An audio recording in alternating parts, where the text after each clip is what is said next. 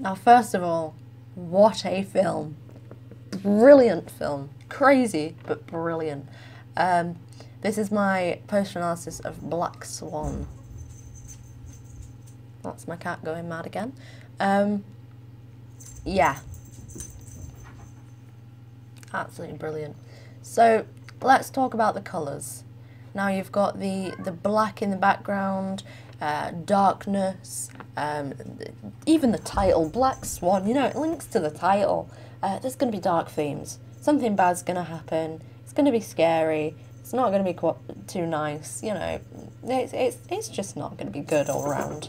You've got the white of the headdress, so she's meant to be the white swan.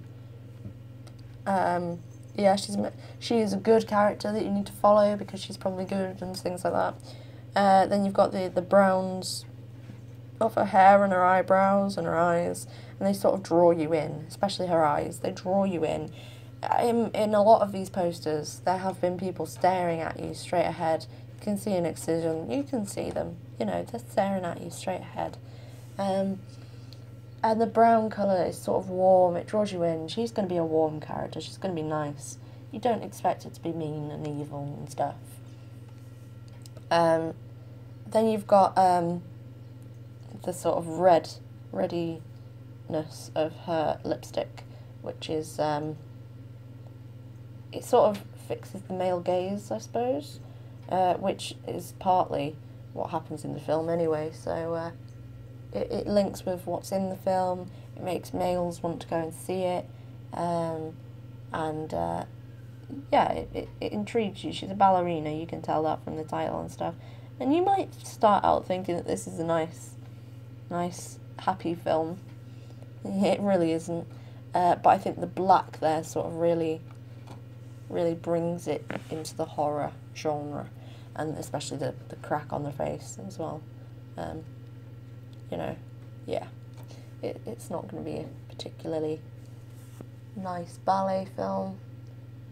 Then we've got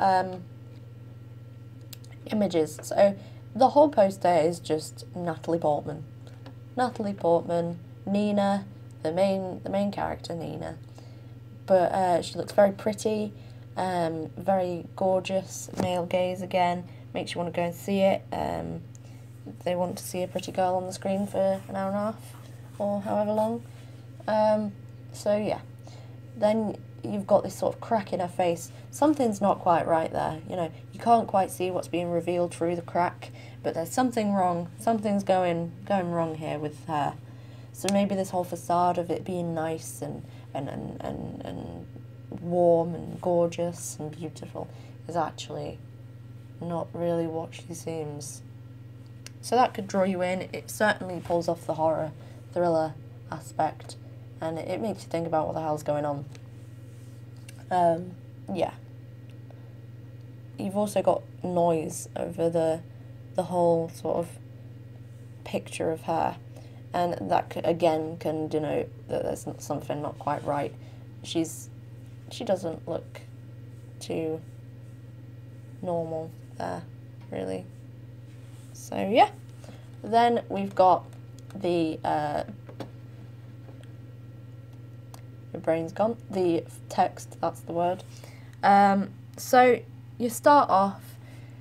You've got the first thing you see is the title, Black Swan, in a nice sans serif font, quite pretty, quite sweet, nice and neat, but quite pointy at the same time. You know, there's something bad about her. We don't quite know what it is. And that can draw people in to go and see it. And you've got an extraordinary, intoxicating masterpiece from Empire. Empire is a very high-profile film magazine, so you know that, yeah, it's happening there. Yeah, that's happening. You know, it draws people in to go and see it. It's serif. So it sort of goes against the title and the actors and stuff. And it stands out as well. Yeah, it's in a different colour from the rest of the writing as well. Then you've got the the actors, Academy Award nominee Natalie Portman. You know, she's the nominee for an Oscar. She must be doing well. She must be good. So that will draw you in and make you want to see that. Make you want to see why she's nominated and things. If she's any good at acting. Then you've got Vincent Cassel, who's quite famous. He's in quite a few French films. Yeah, he is in quite a few French films. I'm not sure, actually. I'm going to check. Just bear with me a minute.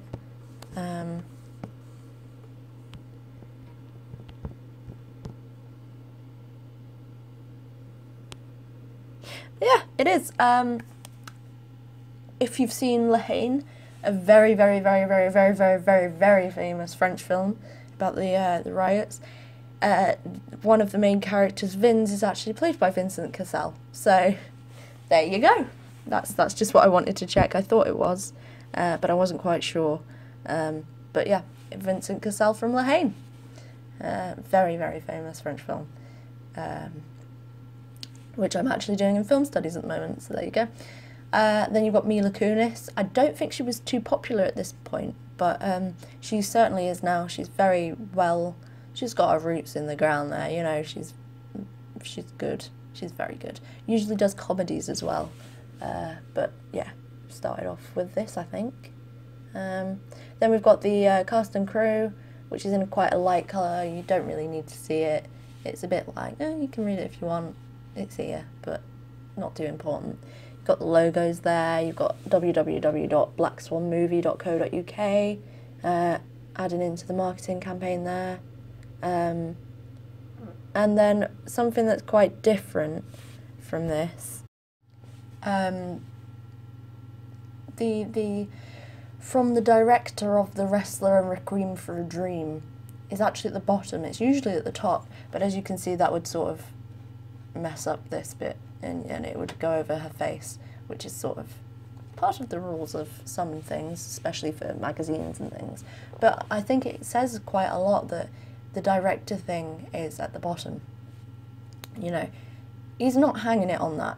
He's not hanging it on the fact that he did Requiem for a Dream, which is actually very, very famous sort of thrillery horror film. But it's there, you know. It's serif as well, again, going against the title and that. And that is that. Yeah, that's that.